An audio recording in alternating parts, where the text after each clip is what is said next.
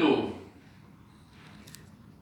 recapitulando o culto de domingo, nós vimos que ali Paulo está se defendendo dos seus acusadores que o acusavam de ser um voraz, né, propagador de uma seita chamada os Nazarenos. E por todo lugar que ele ia, ele causava tumulto, porque, veja, as pessoas, Paulo não é diferente de nenhum outro dos apóstolos, como também não é diferente, nós não somos diferentes dele, nós não pregamos contra as pessoas, nós pregamos contra o sistema corrompido desta maldita Santíssima Trindade, que não há respaldo bíblico para ela, correto? Porque se existisse a Santíssima Trindade, então como a terceira pessoa poderia ser pai da segunda, não é verdade? Porque Maria concebeu do Espírito Santo, não foi o que o anjo disse para ela: Maria, não temas, porque vai ser gerado em ti do Espírito Santo. Então, se é gerado do Espírito Santo, como a primeira pessoa pode ser pai? Como Deus pode ser pai de Jesus, se Maria concebeu do Espírito Santo?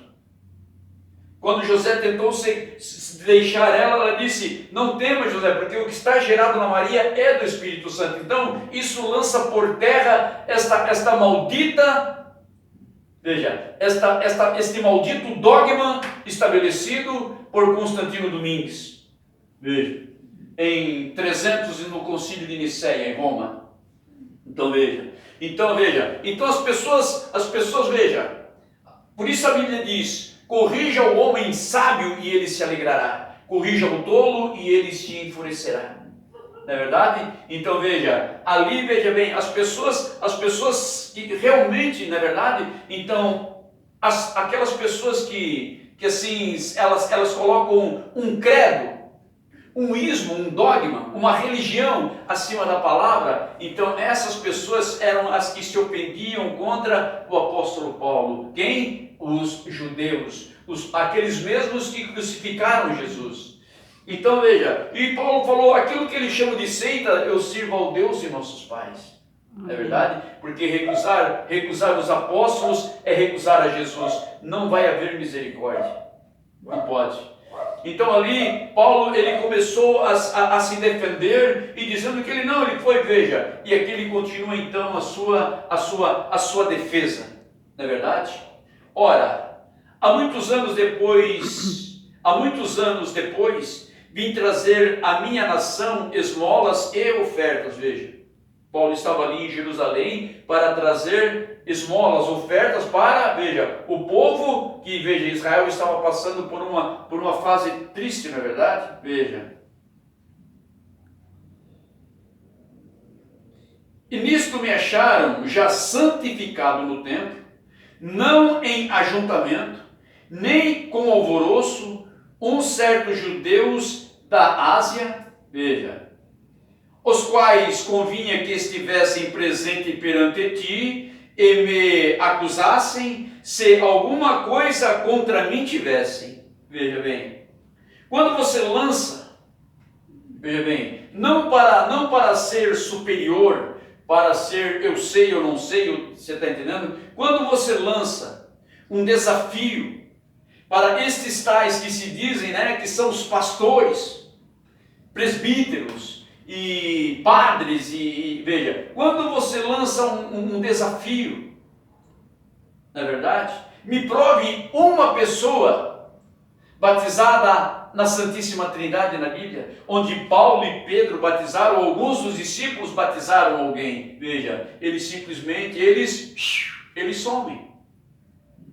Mas isso não muda eles, veja, porque eles teriam o quê? Eles teriam que vir e pedir perdão para as pessoas que até então eles ensinaram errado, né? Eles aprenderam errado e continuaram a pregar errado, muitos sem conhecer a gravidade do assunto. Agora, depois que você conhece e permanece, amigo, aí você está blasfemando do Espírito Santo. Porque Pedro estava cheio do Espírito Santo, Paulo estava cheio do Espírito Santo. Deus, o Senhor Jesus deu o Espírito Santo a eles para eles irem propagarem o Evangelho, o único Evangelho que pode salvar eu e você. Amém. O único. Então, cadê essas pessoas? Cadê os acusadores? Eles não estão aqui por quê? É verdade? Por quê? Paulo poderia, não é verdade? Veja. Ou digam, estes mesmos se acharam em mim alguma iniquidade quando compareci perante o conselho? Veja, Paulo já tinha se apresentado perante o conselho de Sinédrio. O que é o conselho de Sinédrio? O Sinédrio é um conjunto, vamos dizer assim, de 70 sacerdotes, né? Os que estão em evidência, os que já passaram, né? Os anciões que eles dizem, né?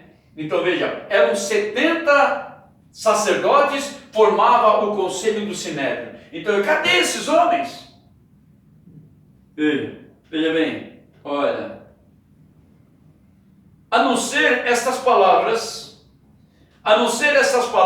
que, estando entre eles, clamei, hoje sou julgado por vós acerca da ressurreição dos mortos.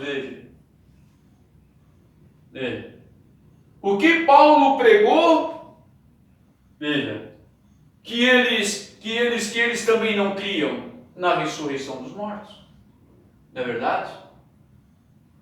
Então veja, os judeus todos eles criam na ressurreição dos mortos. Veja, porque então não haveria necessidade de todo aquele sacrifício, todo aquele temor, toda aquela servidão, não é verdade? De Deus. Eram 613 pontos da lei, veja, dos mandamentos, porque você sabe que cada ciso, cada lei, veja, tem um artigo, tem um ciso e um parágrafo, né? Que nem, por exemplo, se eu matasse para me defender, veja, havia um ciso, um artigo, um parágrafo, e isso estava envolvido nos 613 pontos da lei. Havia uma cidade de refúgio para eu me esconder lá, até eu provar que eu não fiz aquilo. Veja, você está entendendo? O adultério e assim por diante. Veja, tinham leis, artigos, parágrafos, veja, toda a lei. Então eram 600, tinha os 10 mandamentos e mais 613 pontos, não é verdade? E a Bíblia diz que se tu tropeça num, tu é culpado em todos. Por isso Jesus veio, aboliu a lei, não os mandamentos.